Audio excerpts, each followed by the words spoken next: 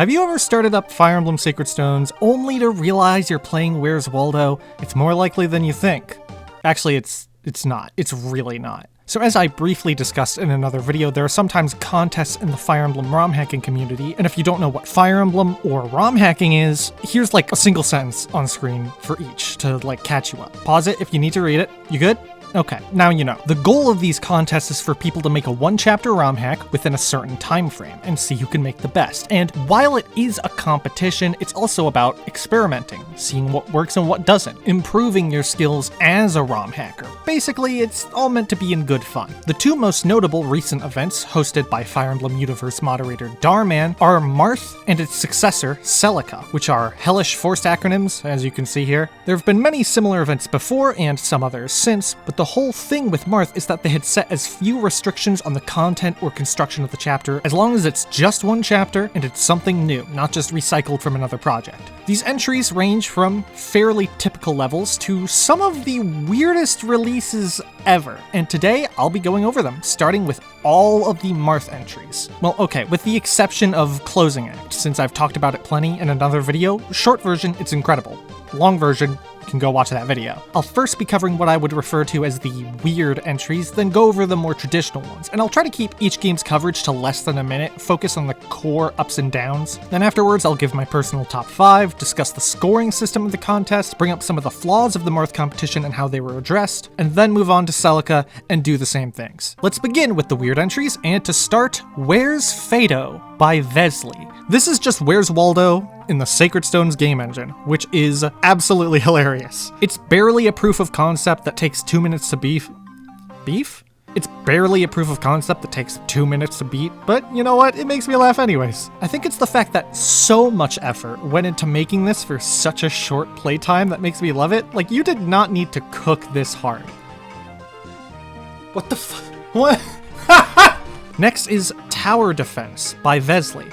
Yes, the same person who made Where's Fado. They made 2 completely different entries for this contest. And between both of them, this is the only time where that's happened. I like how much effort was taken to make it feel like an actual tower defense game. Like your towers all run out to attack and then pop back into place in order to simulate the range of a tower. And each unit type feels really unique with this system. It's really awesome. It needs a bit more refinement, the story is barely existent, and the pacing can definitely drag as it goes on. But I think unlike Where's Fado, this does have a lot of potential for expansion into a longer game. Like, theoretically speaking, if you wanted to. It's no BTD 6, but I enjoyed it. Omori Emblem by Subway Boss Emmett. This is closer to an actual FE chapter, but deviates in a few ways. First of all, the characters and setting are all based on the indie game Omori, and my favorite way it takes advantage of this is doing the same sort of style subversion, secretly dark thing that the main game does. Like, they start you with 2 healers for the first half or so, and then one character says something along the lines of, "Oh silly, I'm the group's only healer,"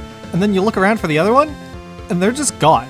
And the item that the boss has, which was previously labeled as their camera, is just a camera. And not gonna lie, that got me good. I like that a lot. But the chapter has some problems. First of all, the map is maybe a bit big. I do think it looks more annoying than it actually is, but you know, the point stands. Second, I loved how there were unique little puzzles to get each door open, but I wish it wasn't so explicitly explained to the player. Like, it feels like you basically just gave us the solution. Like, come on, let me think outside the box a bit. Despite that, still fun. I've never played Omori, but maybe now I will. Manakeets and Warps by Leonarth. This is Chutes and Ladders. You made this in the Sacred Stones game engine. How did you do this? I'm unironically bewildered by how this is possible. That said, it doesn't feel like there's much of a strategy here, which I guess is true to the original game, but yeah, it was fun for a quick round or so. I also love the little story intro sequence. That was a fun extra touch. Blast from the Past by Smee. Instead of explaining my opinions on this one, I'm gonna let my live reaction speak for itself. What the fuck? What the fuck is this? I mean, I know what it is, but like, why? Why? There's so much effort went into this. This is just like a functional game of Minesweeper. Ironically enough, I would say that this has blown my mind. Moving right along, Port Fenire by A Jellyfish. Now, I won't pretend this one doesn't have issues. If you think of this as a Fire Emblem game, it's probably not very fun. But if you approach it as more of a tycoon game, then it becomes pretty enjoyable, honestly. It's kind of calling back to the days of my youth when I'd play Corporation Incorporated on Congregate. Unfortunately, the pacing is way too slow, and there are more than a few general stability issues, so I understand why it got such a low score, but I don't know, this one grew on me. I kinda had fun with it. I wouldn't have placed it dead last, you know?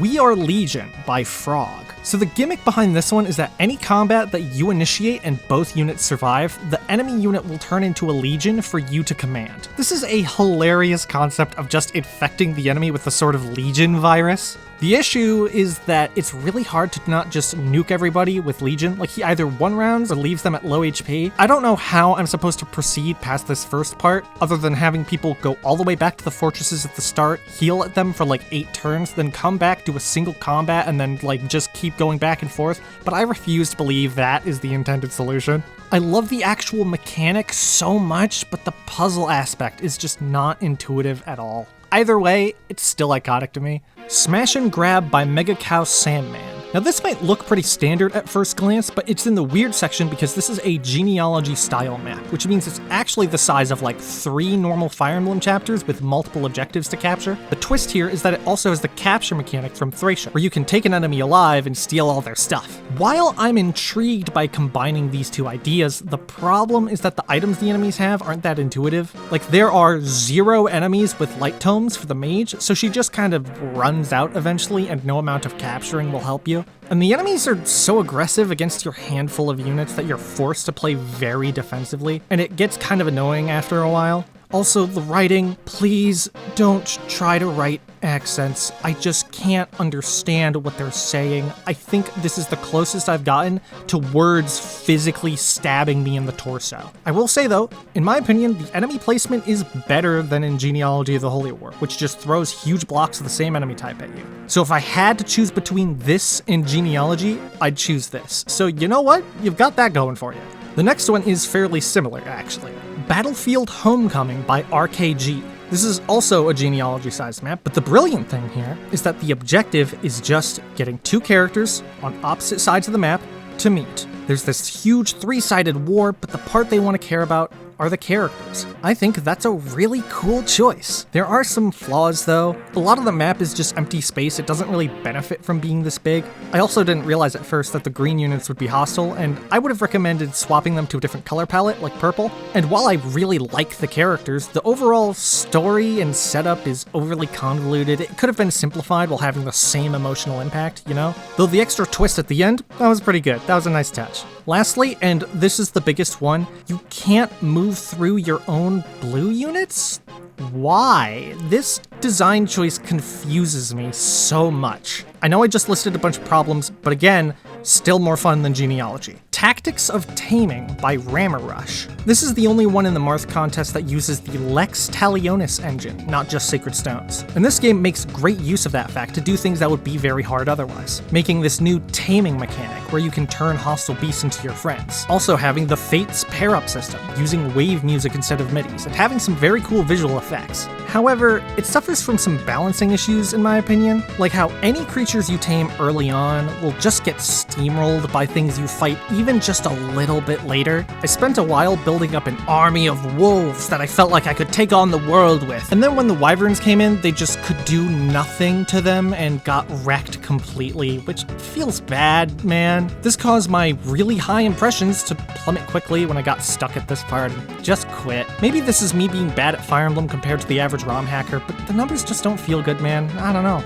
Last for this section, Into Madness by Rexacuse. First off, I really like the characters and the implied history that they have with each other. It isn't completely explained, but it also doesn't need to be. I like the portrait and animation choices, too. Though this is probably the most normal of the weird category, I put it here because of a few collective gameplay decisions. Going with the Fire Emblem Heroes style of weapon triangle and weapon ranges, as well as a stronger weapon triangle, helps set it apart from the other entries, gameplay-wise. And I liked starting with one unit and then slowly defeating and collecting the rest like their trading cards. I do wish the people you collect had battle quotes and not just death quotes. The first time I fought one, I didn't realize he was a guy I could collect. My biggest issue is that the map feels too big for how little movement all your units have. Like, the maps in Heroes are designed around units having 2 movement. This does not feel designed for 4 movement infantry to me. Overall though, still a great chapter. It even has epilogues for everybody, which is awesome. This is one of my favorites. Alright, so we've gotten through the 11 weird entries. Let's look at all the traditional ones. Lonely River by Bobby Asaka. With world building clearly inspired by Genealogy of the Holy War, it surprisingly establishes enough to pull off that style of political intrigue very well, with the extra objective for Marilyn's party to get more kills than Sky's party, despite Sky's group being generally stronger. It adds an additional layer to the whole thing that I really like. The map design is good, the characters are solid. I honestly have no major complaints about this one, and that's an achievement, because my standards are obnoxious and weird. Trader Raiders by Aura Wolf. A lot of cool mechanics at work here, like unique staves, new classes, new holdable items, cool victory conditions, on top of a lot of well-written characters, unique reinforcement warnings. Overall, very solid.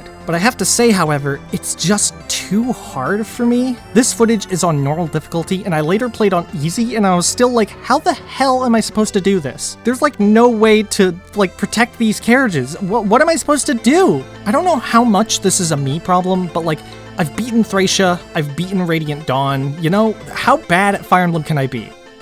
How bad can I be? Sorry. The Breakout by Corn on the Rob. Amazing username. This is very reminiscent of the prison chapters in Thracia 776, or even the ones in the Romhack Bells of Balen. Balen? The enemy weapon drops are really well placed. It feels intuitive who to give what gear, but you still have the challenge of getting it to them. I also like everyone having leadership stars of varying values. It kind of shows you who is more important to rescue first. And the cleric having the sweet and gentle music when you attack them is a great touch. It actually felt bad to hurt the enemy healer. The story and characters are also mostly solid. The last bit of the chapter felt awful though. Like a crap load of armor knights spawn just everywhere that take no damage, and I don't know what the hell I'm supposed to do. I didn't even bother finishing it because of this, if I'm gonna be honest. Like, I don't know what's supposed to happen here. The next entry doesn't have a title, but it's by Pengy9290. This one got criticism for the story only like halfway being explained, but I like that, honestly. It feels like we got plopped into a world with a complicated history. There's an order of witches, a goddess that walks the earth, heroes of wars gone by. You know, I like it. My main problem with it is that each individual unit has too much going on. Like, each one has 6 skills and some of them have guidance style magic. However, I do like how much unique identity is given to each unit. I think if you cut down on the bloat and focus on the important skills that really make that unit stand out from the rest, that would help a lot. The other issue is the map design. There's a lot of empty space and a lot of enemies, and all you can really do is choke this point and hope for the best. I don't think it's horrible, just that the good stuff gets sort of lost in the mess. This is far from impossible to salvage. In fact, I think it would be not that hard to salvage, but you gotta be willing to make big changes to the map and unit design. And there's no shame in that either.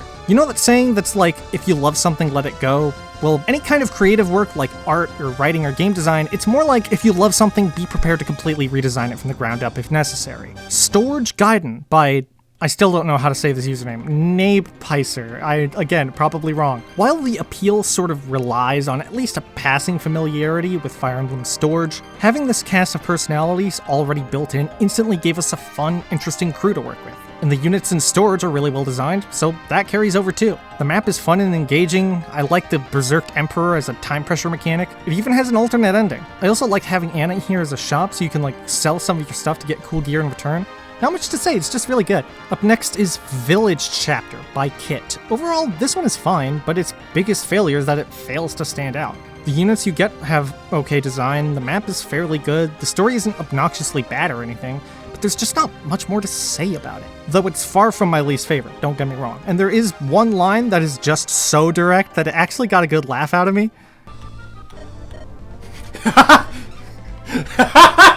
On a similar note, Rise of the Replacements by Squidicus. This one has pretty much the same problem. It doesn't do a whole lot to stand out. It's canonically set in Arcanea, the setting of the Marth games, which is pretty cool, but they don't do a whole lot with that. It almost feels like an afterthought. And the map is, again, maybe too big. There's a lot of empty turns. It's still alright though. I've definitely played worse maps. The characters also don't feel like they have anything interesting going on. But then again, this is set in Arcanea, so that's just being true to the world building. Never mind, 10 out of 10. 9 Heroes by Errant Shepherd and Blue Druid. Now this is some good unit design. I like how distinct everyone feels. I like the segmented maps and the golem bosses, how you have to defeat them to move forward. I don't like them having proc skills like Pavis, as well as a pretty exhausting amount of reinforcements. The map isn't too big or anything, I just got fatigued by how many people come at you. Like, goddamn, more? Still alright though. Random Vague Job number 67 by Velvet Kitsune. I do think this one's pretty fun in the fact that you get some crazy powerful tools to play with, like super high range tomes and bows and stuff with like 50 crit. And the map design is alright, so I would say I had a good time. But the enemies feel really weak up until the boss, so it ends up being really easy. And don't get me wrong, I prefer a game to be too easy rather than too hard, but even I want something a little more than this, you know? Give the enemies weird powerful garbage too. Like, that's what Souls of the Forest does, and it's really good. And the writing spends its time on meaningless garbage instead of something of substance. These people feel more like one-liner machines than anything interesting, you know? The music choices are great though, and I like the unique style in the portraits. Decadences by Giga Excalibur. I really like this choice you get at the start. It reminds me of that one Awakening paralogue with Yarn, and the side objective with the Sacred Treasures is really cool too. You have to like delve into the optional side conversations to learn about it, but it's just this cool hidden thing that you can discover yourself. But a few problems, namely, you can just have 2 really bulky units hold a choke point and hit end turn. Like, there needs to be more anti-turtling pressure, like an enemy siege tome or something. I guess the Sacred Treasure thing is there for that, but, you know, still. The music is poorly implemented, particularly the map theme, it just sounds bad. And no ending cutscene for real? Man, I was really looking forward to seeing what happened. I wanted to see the consequences of my actions.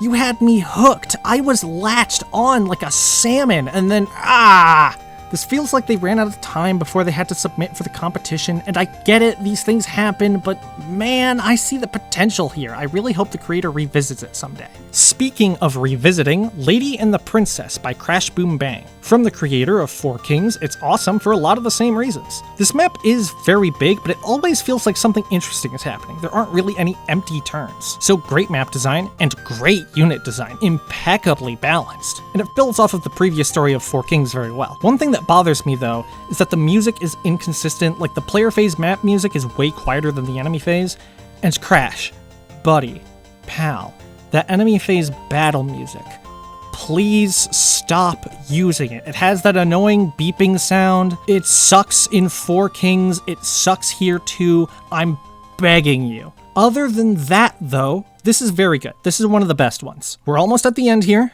Fighting for Freedom by Alex Man Person Guy. To start, I like the unit design. Rogues with Canto Plus is awesome, and I kind of want to use that now. I like the idea of exploring the map for the item that you need to take on the boss, and this was an alright execution of it. However, the writing is weak and feels half-hearted. A lot of capitalization is just not correct. The music loop is a bit jank, but it's not the most offensive thing either. I guess the biggest problem is that it doesn't do anything that particularly well, you know? Another thing is that it doesn't go back to the title screen correctly after the ending cutscene. It just sends you to Chapter 1 of Sacred Stones, which is really funny, honestly. I kind of want to just play Sacred Stones like this now. Rookie's Day by Anarch16 Sync. This entry was made in the SRPG Studio engine, and I'm not sure how many of this game's gameplay quirks are because it's from SRPG Studio or because it was made that way for this specifically, like being able to triple attack or Berwick-style turns where you go back and forth one unit at a time instead of with your whole team. But either way, it's a pretty good story about a new mercenary joining up with a guild, and though he's definitely not prepared for the life he's getting into and far less experienced than his new peers, they also learn to see the value in allowing new blood into their ranks, which I think is a really touching story in the romhacking community where people often help each other, and especially newcomers. Gameplay-wise, what I liked about this was that the main character Marcos was way lower level than everyone else, but he also gained experience at the speed of light, so he was kind of like a training project within this one chapter. It was really fun. This is one chapter split into 2 distinct parts, and I feel like this probably breaks the rules. Apparently it doesn't. I'm not certain why. Maybe I'm missing something. I don't know.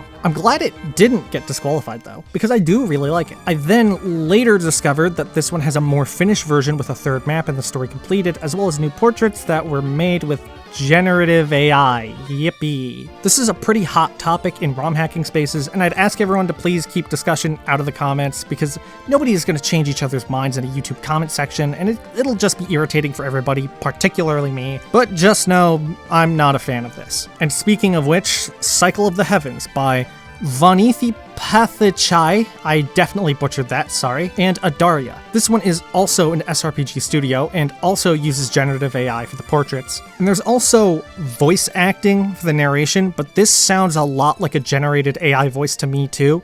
The year is 842 of the Avran calendar. The continent's two empires, Gondria in the northwest and Laravia in the southeast, are currently embroiled in a bitter war. As for the map, enemy density is really damn high considering we only get 3 units. Like, I didn't want to resort to just Nosferatu tanking, but that felt like the only viable strategy. It also felt very punishing just to use the main character, especially since you can't break one of his main weapons or you'll get a game over. The Berserk Staff was cool, but it only has 5 uses. It doesn't feel like a gimmick that's supposed to carry the map. I wish there was more staff stuff going on, you know, in general. The story stuff was alright, and there's some world building in the intro, but the characters felt bland and boring to me. Maybe I'm being too harsh, but I don't know, I just did not like this one. But I've also heard that these two are turning this into a larger scale project, and honestly, I still wish them the best of luck. I think the kind of world building and political intrigue that they're going for will work better as a long-term project than a small one-chapter one. Now, those are all of the scoring entries, but there are 2 more that were disqualified for not being completable, and I'll go over them briefly now too. Heir of Leonster by Prez Punich? I don't know what that username's supposed to be. The setup is solid. I love the effort made to replicate Finn's escape from Leonster, which we never properly saw in the Yggdrasil games, and the attention to little details like Leif having the inspiration skill so he can buff allies near him even though he's not able to fight, how Finn has the miracle skill just like in the Yggdrasil games he's from, but you also gave him the savior skill so you can have this imagery of him fighting with Leif on his horse, like he's right there protecting his liege, and he's carrying the Lightbrand and Earth Sword that Leif and Nana will one day use. Stuff like this shows the creator cared a lot about this project. The presentation is rough though. The palettes and portraits don't look super good. It's all vanilla game music. The map design is good to play, but the routing of it is confusing at first, and it's also a bit too easy. I'm also not a fan of these basically ambush reinforcements that happen. The Armor Knight also ended up falling way behind everyone else, like hilariously so. So that was kind of funny. And of course, it apparently crashes partway through, unavoidably, but that's not what I got to. I got to this weird bug where I could attack these wyverns from any range, and I got softlocked by attempting it. A shame, too. This is an alright hack otherwise. It scored very low, but I think it's okay. It was apparently made super fast because the creator only learned about Marth like 2 days before the deadline, so hey, more power to them for the attempt. And finally, The Traitor's Tale by Saint Rubenio. This one is apparently the creator's first attempt at using SRPG Studio, and to their credit, it's alright. The map design's okay, though some of the houses are traversable and some aren't, which isn't entirely clear which is which. Everyone is distinct as both characters and as units. I like some of the events I saw in the first half, like how Pierre specifically can go in and help the people in this house, and from what I saw, it's fairly well written. But I just got frustrated by how fragile my units are compared to how hard the enemies hit. It only takes a couple of good hits to down most of your units. I didn't even get to the crash here because I got 2 game overs and I just quit because I was just frustrated. This is actually made by the person who made Fire Emblem X-Sax, which is a Binding Blade ROM hack where you play as the villains, and Fire Emblem Dark Stone, a Sacred Stones ROM hack where you play as the villains. I played a little bit of Dark Stone and it's really good so far. I also couldn't help but notice, you know, a certain someone's arrangement of a certain song was used in a specific ROM hack, you know. So Saint Rubenio, I see you. We see each other. We're like doing like a Mexican standoff thing right here, where we're like, who's gonna acknowledge the other first? Well, I'm taking the first shot. Take that, Saint Rubenio. I got you. I've hit you with a compliment. Your stuff is really cool. I've just struck you with the compliment gun. What are you gonna do now, loser?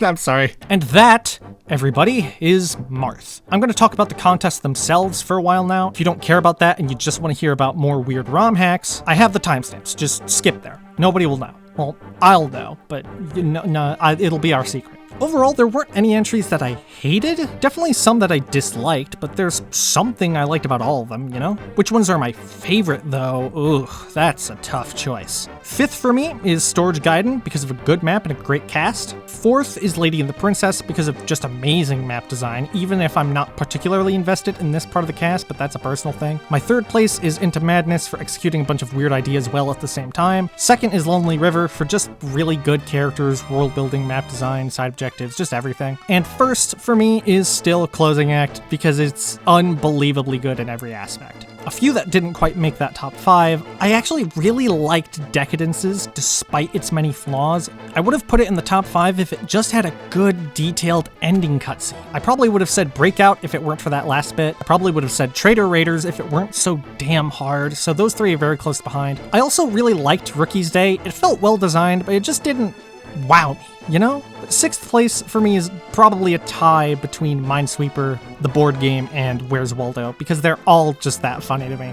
Now real quick, I'm not going to break down every rule of the contest, but there's a couple here that I found worth bringing up. First of all, the entry is not actually required to be a strategy RPG, though it must be Fire Emblem relevant. We obviously saw this already, but what interested me is the example given, which is a Mario ROM hack where you play as Marth, being 100% allowed. We saw some examples where the Sacred Stone's game engine was used to make something like Minesweeper, but nothing like the example provided where it was a Mario game with Fire Emblem in it, and I wish we saw something like that, you know? It would have been really funny and interesting. Second, the judges had to play each entry without using save states, and I thought I read somewhere that they weren't using any emulation fast forward either, to play it as if it was on a real system. So the really long entries like Smash and Grab and Port Finire tended to get lower scores, and yeah, that makes sense. We'll talk more about this shortly. The contest started on March 17th, 2023, with submissions due about a month later, April 16th at 11:59 p.m., so basically midnight, after which the judging and scoring would begin. 4 judges, each of them can grant a score out of 20 points. That's up to 10 for gameplay, then up to 5 each for story and presentation. A 0 in any category would only be given if such an aspect is truly broken or unfinished, like if the game keeps crashing.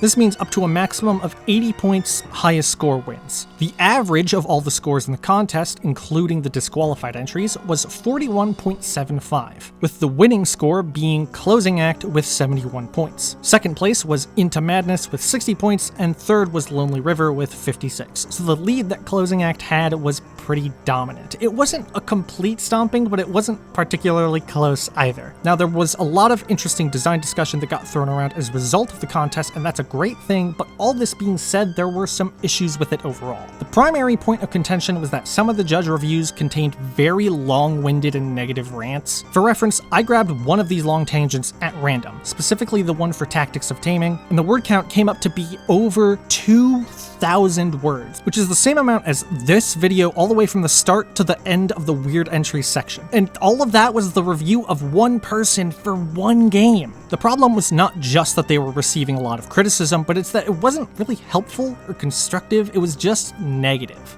And if you work hard at something and get a huge wave of negativity in response, that can easily discourage someone from ever trying again. The solution to this, when the successor event CELICA was announced, was that the host, Darman, wrote up an official style guide for the reviews to follow, to prevent this from happening in the future. And the CELICA judge reviews stayed very professional and helpful as a result. The other big problem was, as previously mentioned, was that there were some extremely long entries that perhaps expected judges to use save states or speed up when they were told not to. So this time, it was made explicitly clear in the rules, if you want to do this, use something like the save point hack from Skryza that lets you save in the middle of the map. This must be a save in the game's engine, not just a prompt telling you to save state with the emulator. That way, you can still make something really long if you want to, but the judges are not expected to spend an hour or more replaying something they've already done because they got a game over. Darman is still a judge for this competition, but the other 3 were switched out for new ones, including the winner of the previous competition, Rivian. And there was also an addition to the rules that judges are allowed to submit, but they cannot score their own entries, and their entries are not allowed to place. So basically, they can enter something if they want, but they're not going to win, and that sounds pretty fair to me. None of the judges ended up submitting anything anyways, but I still find it interesting. With these changes in place and a few miscellaneous clarifications, like measures to avoid influencing the judges, the CELICA contest was posted on March 11th, 2024, with submissions due April 14th at 11:59 p.m., so approximately the same time frame as Marth during the same general time of year. CELICA ended up having 21 entries, which is 7 fewer than what Marth had, but the average of the scores this time was about 50.7, almost a whole 9 points higher than Marth. So the quality is generally higher then? Well, Let's see. There is one entry I will not be covering from Celica because it seems like the author doesn't like people talking about it, and I want to respect that. So that leaves us with 20 entries to go over. Let's go over the weirder entries first, and to start, Rust by Bandana Splits. There aren't as many in Celica that are as weird and experimental as some of the Marth entries, but this is certainly one of them. A survival horror game in the Sacred Stones engine. And to its credit, it does it shockingly well. You have to scavenge for items in places of interest you stumble across, investigate weird areas. Your only weapons are low durability rusty swords, so you can't afford to fight every monster you come across. I remember trying to flee from some, and then coming across even more, so I was in this mad scramble to keep myself from getting swarmed. The music and ambience does wonders for the atmosphere without getting too droning. There are some really creepy set pieces. I never thought the engine of a GBA strategy game would be capable of putting me this on edge. And I choose to believe that's a quality of the game being good and not just me being a whiny little loser. The story and dialogue here are very solid and contribute to this desolation and hopelessness. Like, the place you're exploring is a ruin. I really only have one criticism, which is that there is a scare, quote unquote, at one point near the end that I think fell really flat, if I'm gonna be honest, but I don't even know what I would have done differently to improve it. Like, all the pieces were there. It might just be something that the engine isn't capable of taking that far. I don't know. Either way, very good. Knowledge is Power by Mega Cow Sandman.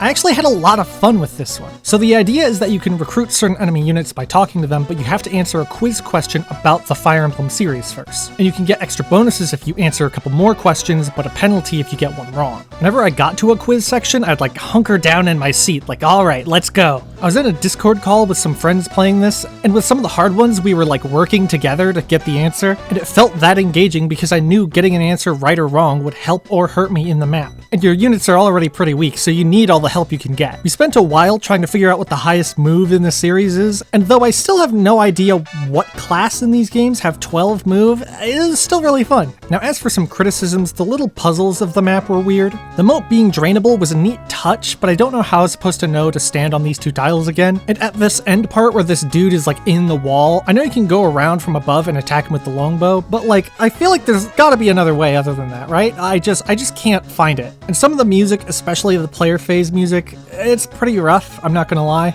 Despite all those criticisms though, I had a great time, so good job. Calculation Manipulation by Aura Wolf. So the gimmick behind this one is that you have 4 control staves, and these can be used to universally give attacks a damage bonus, a bonus or penalty to hit rates, and change the amount of speed you need in order to double attack somebody. Basically, you can change the rules of combat as needed in order to benefit you. And not only is this awesome, but the enemies are designed in such a way that you actually want to use it. Like these axe guys who do lots of damage but cannot dodge any attack, so you want to max out the universal hit penalty since it won't affect you anyways. This is a really fun mechanic to engage with, and it changes how you approach each encounter, where you have to think about what the staff is set to now and if you should change it. Like, I found myself sitting there like Seymour during the steamed hams bit going,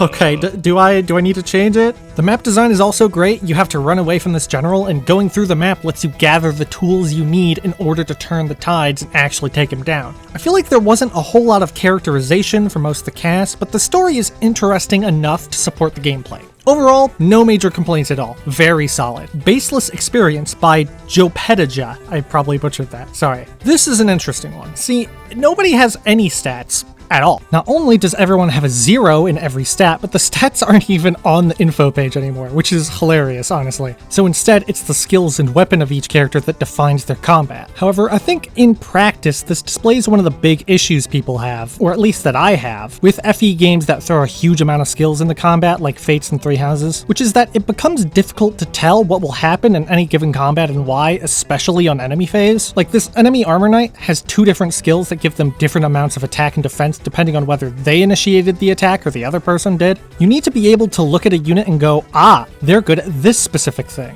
If I see an enemy armor knight, I don't expect them to be more powerful when they go on the offense, but that's exactly what happens here. Despite all that, there's one major compliment I want to pay to this one, which is the unit design and how each of your own units have a lot of distinction with their skills, and some of them even have personal weapons. I think this is also the only entry that has a prep screen where you have to choose between different units, so you have to weigh their pros and cons, which is pretty cool. Now to something completely different, Myriad Fortunes by Rammer Rush. Ladies, gentlemen, and otherwise, it is time for Blackjack. This is my groove. This is a targeted attack specifically at me, because when I'm playing New Vegas, blackjack. When I'm playing Leica Age Through Blood, blackjack. When I'm playing Skyrim, blackjack. Does Skyrim have blackjack? No, but I'm playing it anyways. When I'm in Walmart, blackjack. Forget euchre, forget poker, none of that matters. It's all blackjack, baby. Okay, so jokes aside, I do like how there's a bunch of different characters you can choose from. I went with Erica because that was funniest to me. And they all have their own theme songs and little bits of dialogue, but I do wish I didn't have to click through what they said every time they took their turn. It gets kind of annoying. Fortunately, right when the game starts to feel repetitive is when you unlock hard mode, and you can now use these wild skills to force people to take cards and go over, discard a card, trade a card, stun people, all sorts of wacky effects. It's very, very fun. I'm a bit confused that I've unlocked everybody, I think, and they've alluded to some like final thing happening that just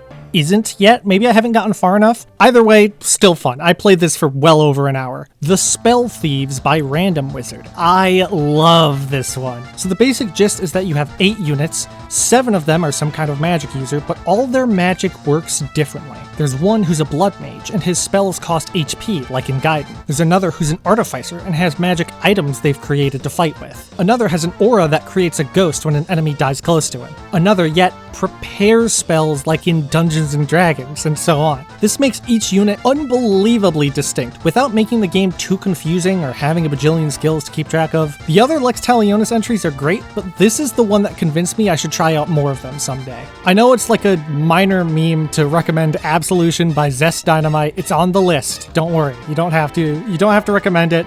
I'm sold already. I also love all the characterization given to them, the support combos that happen mid-map, the story of these mages stealing the Academy's research, which is very close to a character idea I have, both to put in my own Romhack and to play in D&D someday. The concept is an arcane trickster rogue who steals other people's research and tries to pass it off as her own work. So I guess great minds think alike, yeah? My only issue is that while the map design is very good, it's really, really long. It took me almost an hour to get like halfway through the map. You are able to drop a save in the middle of it, but only by casting a spell that the Blood Mage has, which costs like 7 HP, and while that is very funny, this is kind of a fragile unit. If I had my way, I'd be dropping a save state nearly every turn, because I really don't like having to replay turns I've already done, but that's not really feasible here when healing is so scarce. Don't get me wrong, I had fun, but that kind of weighed down the experience in my opinion. Avalon X Emblem by Frog. The mechanic here is that your main character can trade these cores and weapons with any other unit, including enemy, in order to alter how they all function. So if an enemy is an archer, you can take their archer core and give them a zombie core in order to transform them into a zombie. Then give your unit that same archer core to make them an archer instead of a normal villager. This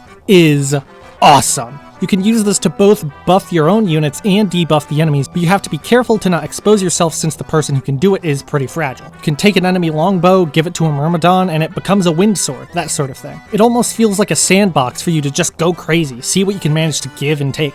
I do have 2 problems with it, however.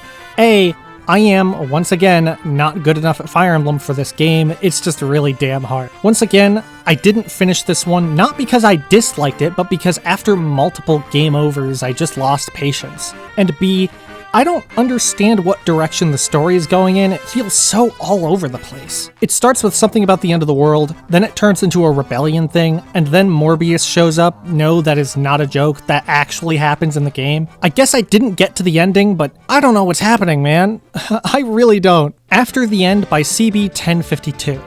So the gimmick behind this one is that there are all these blue tiles on the ground, and it gives you another turn when you end your turn on them. This also refreshes Gale Force if the unit has it. This results in multiple instances that I found really hilarious and fun, such as this Berserker unit dashing across basically the whole map in a single turn, or the Archer being able to snipe like 5 flyers out of the air, again in a single turn. It's very short, but it's quite fun for the time it lasts. I will say though, the story and dialogue, it's bad. I'm not going to mince words here, it's just bad. The characters are nothing, the plot is nothing, the dialogue is really memey. I get it's supposed to be a comedy plot, but it's not like a funny comedy plot, if I'm being honest, and it outstays its welcome. Like, I swear they referenced the "nah, I'd win" meme like 3 times, but the thing is that I don't think that meme was like a thing when this contest happened, so I don't even know what's going on there. It's just that, like, it's annoying enough to where it starts to detract from the gameplay experience, you know? The game is still fun, though. I'd say you should try it, but just skip the cutscenes. Skip it all. This Bird Has Flown by Low Res. This is a puzzle chapter, where the story is that of a heist gone wrong, when it turns out that they forgot to bring the tomes to actually fight people with, so they only have staves. And it's surprising how far the game is able to take this concept of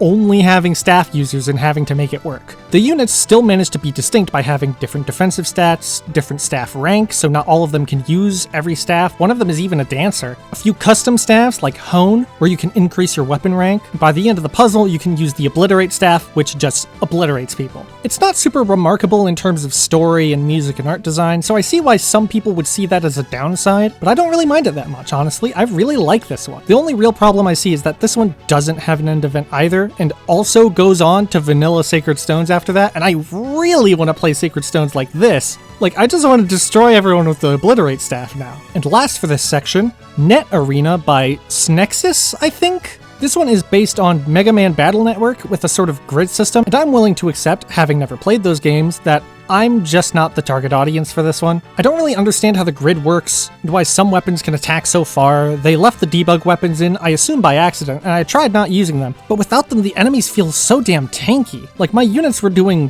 1 or 0 damage to everybody. Like, maybe there's something about this I just don't understand, but I didn't get super far in this one. I do love how they commit to not just the mechanics of Battle Network, but also the aesthetics of it. The techno style is really distinct and cool, and it sets it apart really well. So even though I'm not a fan, I can still kind of appreciate it from a distance, you know?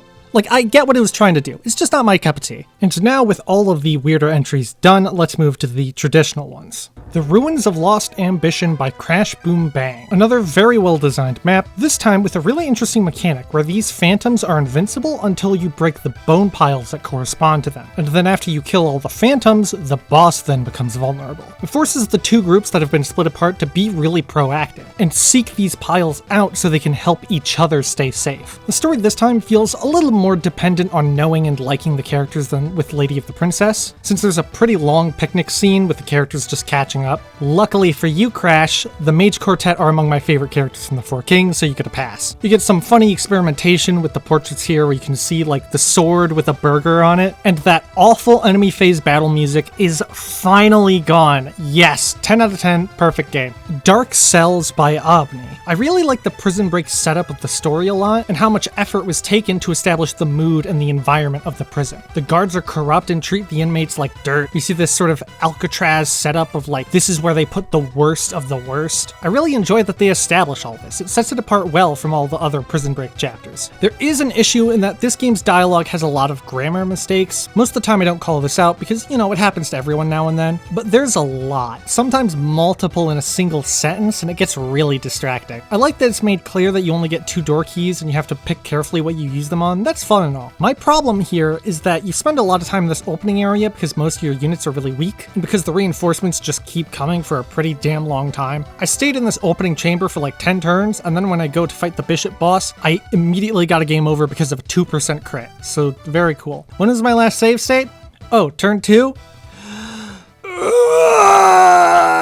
I am kindly asking anybody making a hack to install Vesley's autosave patch. So if you hit resume chapter, it takes you to the beginning of the last player phase you had before any deaths. This makes it so easy for everybody to try again without having to replay stuff from the beginning. Please, please, everybody install it in your game. I'm begging you. Okay, what's next? Hot Dog Quest by Frecia Verdi. Now, I've been trying to stay positive, but I'm not going to sugarcoat this. I can't think of anything nice to say about Hot Dog Quest, and I think that says more about Hot Dog Quest than anything else. Like, people talk about the writing of Engage as if it were so horrifyingly bad that it makes the game unplayable, and I can only assume that they loaded up Hot Dog Quest instead, because that's what it's like. That's what the writing of Hot Dog Quest is like, and the gameplay ain't so great either. I don't want to be an ass. I don't want to be mean just for the sake of being mean, but it's how I feel on the matter. I don't want to lie in my review, so there you go. I think I've made my point. I'm gonna move on now. So next, Untitled Costco Project by Sigma Raven, or Big Mood, either or. Yes, you heard the title right. I'm gonna give this one a bit of special treatment and just show you like a minute of the intro sequence and my reaction to it before going into the review, just to give you an idea of what we're working with here. The year is 2065. Humans have awakened to the power to wield magic. A technological revolution prepares to sweep the world, and the foundations of science buckle under new discoveries. These are not peaceful times. Am I playing the right game? The day that magic can be turned towards crime draws ever closer, and a magical arms race threatens the balance of world powers. The stage is set for an age of turmoil to engulf humanity. Is this like... what butt rock music is this playing? Despite this, the everyday lives of humans continue on as normal. The gears of capitalism grind in defiance of human wonder, and it is against this backdrop that today's tale unfolds. I am so excited to hear how Costco... Janice, you make a 7-figure salary, you can afford a new wallet. I've grown attached to this one. It's got my name on it. Oh my god. Why is the writing so, like, good? So despite the title perhaps giving the impression that this is a low-quality meme hack, this is not the case. This story features a legitimately very harrowing tale of a Costco executive targeted by an assassin over the price of the famous $1.50 Costco hot dogs. The gameplay is very challenging and sort of long, but comes with infinite uses of the turn wheel, letting you turn back time when you screw up. And that implementation alone saves this game. It turns it into more of a puzzle, where since you only have 2 units, turns go by really fast. It isn't as tedious to go back and change what you did. Try something different, experiment. And most of the time, only 2 units would be a downside, but they both have a big variety of things that they can do. So despite me losing multiple times, I got thrust right back into the action thanks to the turn wheel. And it's a well put together puzzle, with one of your units being very powerful but slowly losing HP as they get into combats, and the other having this fun shadow clone mechanic. And the music and animation choices are all very solid. So overall, it's fun, the writing is weirdly good. It's so much more than I expected from something called Untitled Costco Project. Captain's Log by Carosa. I really like the characters and story of this one. I especially like this little free roam section at the start that really establishes the somber mood of this hack. The mood is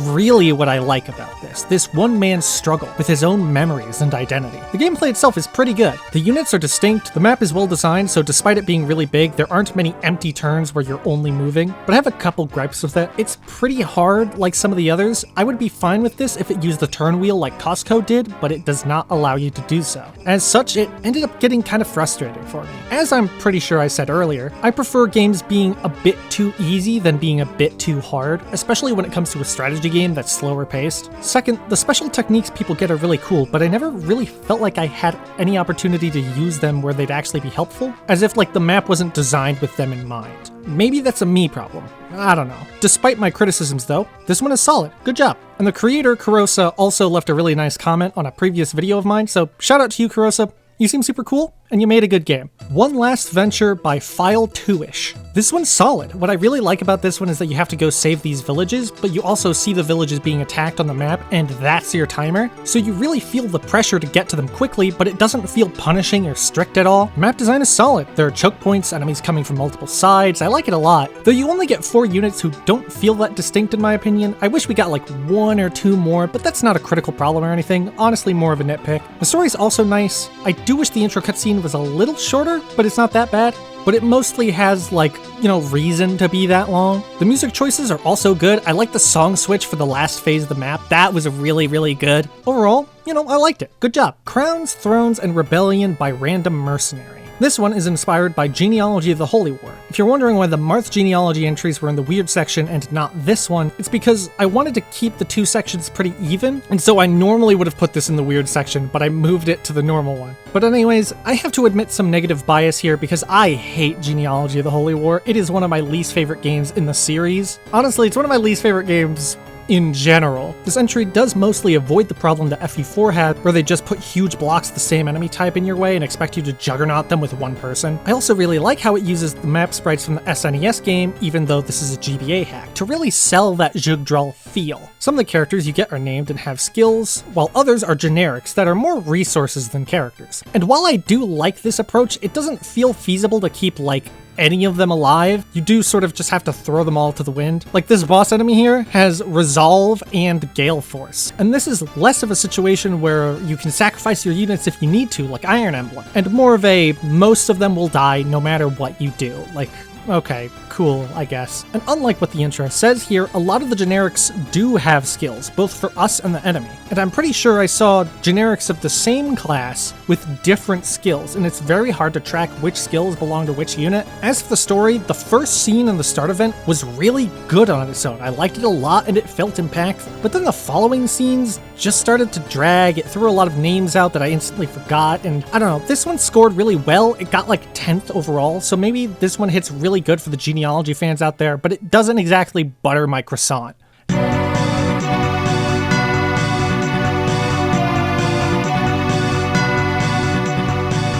This guy has 2 crit into a JPEG. But then when I attack him, he has a crit chance of 12. I've been compressed into a JPEG. Oh, because this guy has fucking anathema. So fine. I'm JPEG FK. The J in JFK stands for JPEG. Stands for Jesus. Everybody in high school said it stood for jacking it off, but it stood for JPEG. I was about to make a very similar joke. Okay. Why does the sword of the main character have 10 durability? Genealogy moment. That's not even a genealogy moment. This guy, he's gonna have Gale Force. Failed He to has Gale eject. Force. He has Resolve too. What am I supposed to do about this man? I might actually just be supposed to Chemical die. warfare? Chemical warfare, I wish.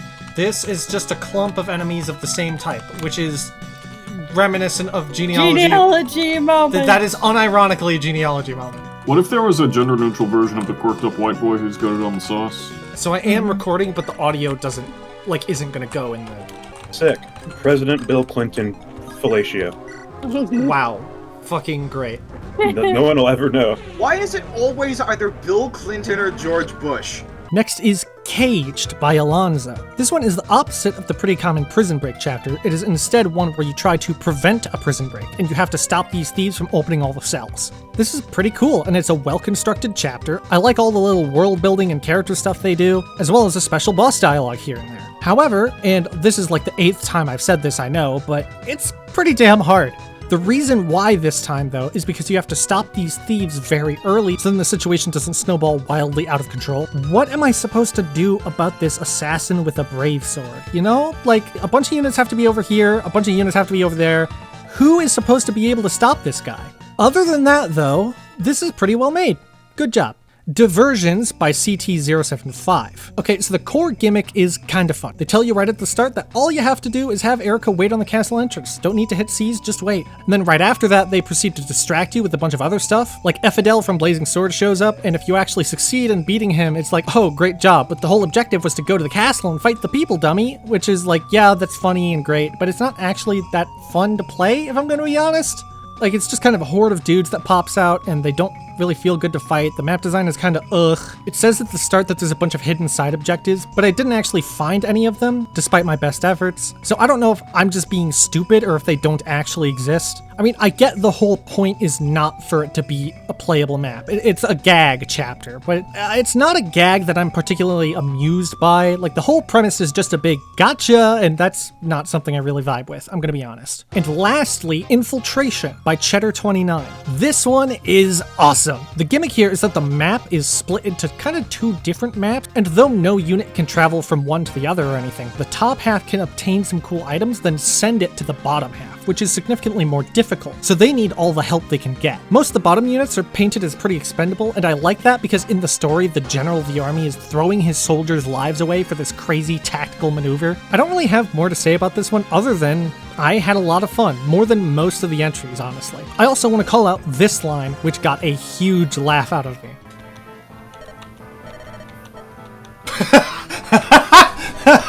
Okay, that's kind of funny. And that, everyone, is that. Every game from both Marth and CELICA. I've already gone over the general rules and improvements of the contest over Marth, so the question is, how did everyone score? Well, the highest score and the winner of the competition goes to, drumroll please,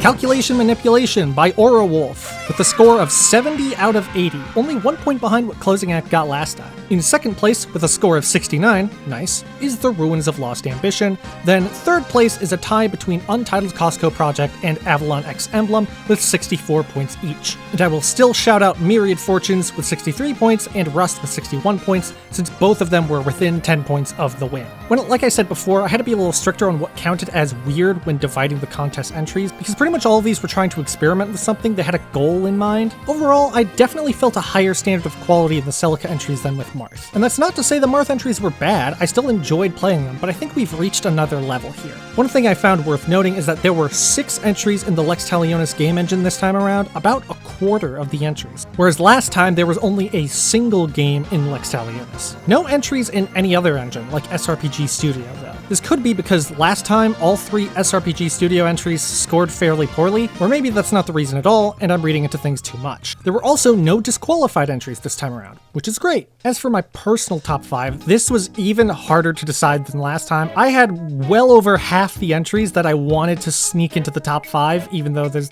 only 5 spots. I really liked One Last Adventure, Captain's Log, Avalon X Emblem, Myriad Fortunes, This Bird Has Flown, Knowledge is Power, and even more still. Hell, the winner of the contest, Calculation Manipulation, is not even in the top 5, but I easily would have put it like 2nd or 3rd for the Marth contest, so I think that just speaks to how good a lot of the CELICA entries ended up being. But for the ones that actually made my list, 5th is Ruins of Lost Ambition. The puzzle element is really cool, and I like the experimenting on the presentation, and the enemy phase battle music is finally gone. Again, 5th might not seem like the highest praise possible, but compared to the Marth entries, this would have gotten 2nd place easy. 4th is Rust. I almost didn't put it here, but I'm just so thoroughly impressed by how well they pulled off survival horror in the engine of a GBA strategy game. It just blows my mind. 3rd is Spell Thieves because I love all the individual character mechanics. 2nd is actually Infiltration, even if it wasn't as impressive as Rust or Spell Thieves, because I thought the gimmick was just really fun. And 1st is Untitled Costco Project because I was just having a blast the whole time. It's crazy how the title of a project can shape so much of the experience around it. Now that is something I could write a whole video about. Do I like Costco Project more than Closing Act? I don't know. I really don't know. Maybe I'll figure that one out sometime. As for potential problems with the CELICA contest, the only thing I've noticed pointed out was that some people felt that games in the Lex Talionis engine were not being judged entirely fairly, as people cited a couple of the reviews for Untitled Costco Project saying it looked like they had lost a point for presentation each because of how the Lex Talionis engine feels, which is not something the game developer can do anything about. I've also seen some criticism of how the scoring works in general, how a game with absurdly good gameplay but no story and all vanilla character portraits and animations be left with a 40 out of 80 score. I'm unsure if any conclusion was reached on either of these, and I'm not certain about my own thoughts on these matters either, but I thought I would bring them up since it was relevant, and you can form whatever opinion about it you want to. But what I loved about both these contests is that all these entries, there were visions, there were experiments, and even if some of them came out poorly in the end, they were opportunities to learn, to understand what went wrong, to do better next time. And speaking as a creative myself, a writer, a video editor, and sort of an amateur ROM hacker, I suppose, there is no better way to learn anything than fall flat on your face. So I want to congratulate everyone who entered at all, even if you got disqualified, because we still all got something out of this, you know? And I try not to be too soft in my reviews either. I'm not aiming to be a jerk, but I want to be honest about what worked, what didn't, and what really didn't. So I hope this video was an informative endeavor for everybody involved, and it helped people learn some things. If you've never played a Fire Emblem ROM hack and you're interested in checking out the scene, there's this really great document put together by Crash Boom Bang, who made a couple of really good games talked about in this video, that has a lot of great recommendations for solid ROM hacks. So if you really don't know where to start, this is a good place. And maybe one of the games in this document, I'll make a video about it sometime. Probably not soon, but eventually. Or if you want to know about all the upcoming releases in the ROM hacking scene, this October will be the annual FE E3 event, where people show off trailers and gameplay footage of what they've been making. And I've already helped make trailers for a few different projects, so I'd encourage you all to check it out when the time comes. And lastly, I have a request, nay, a plea. I assume, based on the success of the last 2 events, that the host, Darman, is planning on doing a 3rd this upcoming March. One might think it'll be named after one of the 2 protagonists from Genealogy, Seliph or Sigurd, but I have a different proposition. Ending the yearly vacancy of entertaining levels, also known as AVAL. For the Free Blades!